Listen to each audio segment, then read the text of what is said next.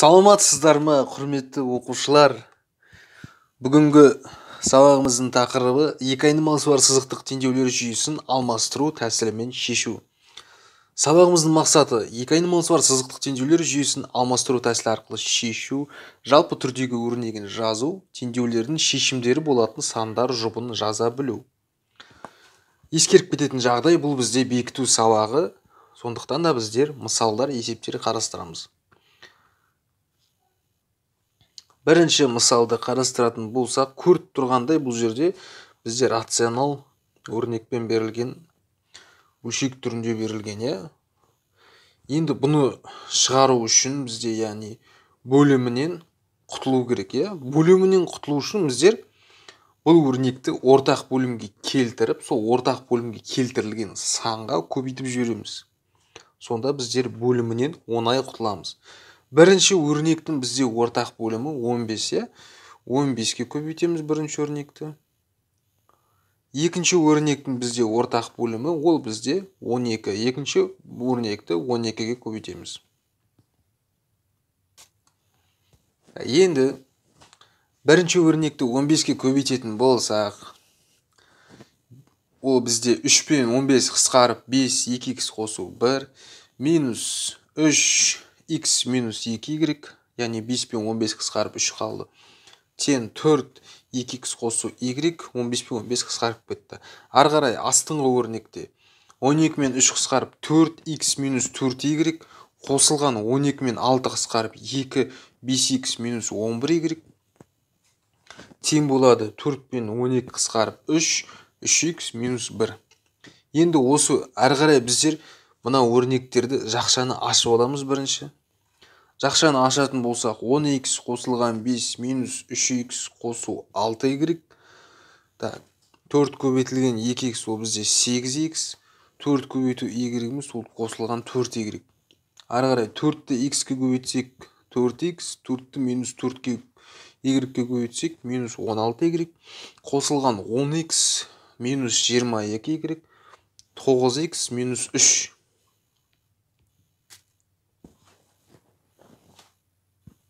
Ары қарай осы өрнектерді ықшамдаймыз. Ықшамдағанда шыққаны минус х қосу 2y тең минус 5-ке. 5х минус 38y тең болады минус 3-ке. Бұны енді түсіндірмей ақ қояйын. Бұны қайдан шыққанын білетін шығарсыздар деп ойлаймын осыдан қарап. Ары қарай х-ті y арқылы өрнектеп, х-тен 5 қосылған 2y. Енді осыны х-ті орнына қоямыз, 5 қосылған 2y-ті. 5 көбейту 5 қосылған 2y минус 38y тең болады минус 3-ке. Ары бізде 25, 5-ті 5-ке 25, 5-ті 2y-ке 10y, 25 қосу 10y минус 38y тең минус 3-ке. Ары қарай минус 28y тең минус 28, яғни қосу 10y пен минус 38y бізде азайтылып, минус 28y қалады. y тең 1-ге x-тің мәнін табатын болсақ, x-тен 7-ге жауабы 7-де 1. Келесі мысалға көшейік.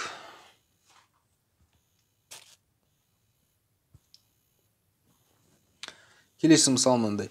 Бірінші жылы шаруашылық бірлестігі 2 егіс алқабынан 560 тонна астық өнімін жинады. Шаруашылық бірлестігі екінші жылы бірінші алқаптан 15% артық өнім алса, екінші егіс алқабынан 10% артық өнім жинады. Сонда екінші жылы 2 егіс алқабынан барлығы 632 тонна астық өнімін жинады. Шаруашылық бірлестігі бірінші жылы егіс алқабынан әрқайсысынан қанша астық өнімін жинады? Бірінші алқапты x деп, екінші алқапты y деп жазып алайық.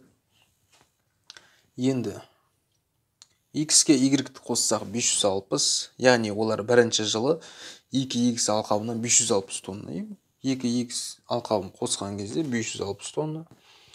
Енді 1,15 қайдан шықты дейсіздер. Бұл 15%, біздер 15%-ді санға айналдыратын болсақ 0,15, яғни ол артық болғасын 115%, 115%-ді санға айналдыратын болсақ, 100-ге бөліп 1,15х болады. Ары қарай 10%-ға артық деді. Яғни бұл 110%. 110-ды да санға айналдыратын болсақ, 1,10-нан 1 y шықты. Тең 632. Енді ары қарай осы екі айнымалысы бар сызықтық теңдеуді шешеміз. Енді бұл жерде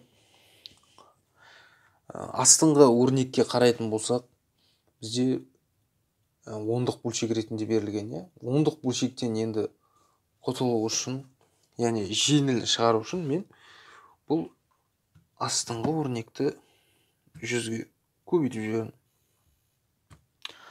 Астыңғы өрнекті 100-ге көбейтіп жібергенде 100-15х қосу 110y тең болады 63200.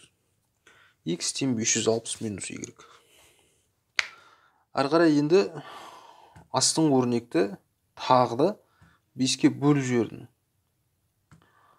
Сонда менде шыққаны X тең 560 минус y 23x қосылған 22y тең болады 12640.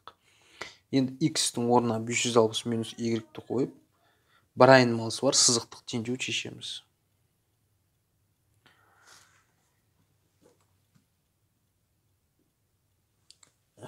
Бір айнымалысы бар сызықтық теңдеу жақшаны ашатын болсақ, 23 пен 12880 минус 23y қосылған 22y тең 12640 минус y тең минус 240, бұдан 240 шығады. 12880-нен 12640-ды азайтқанда 240 қалады. Енді x табатын болсақ, 560-тан 240-ды азайтты, бұл 320. Жауабы 320 да 240. Келесі мысалды қарастырайық.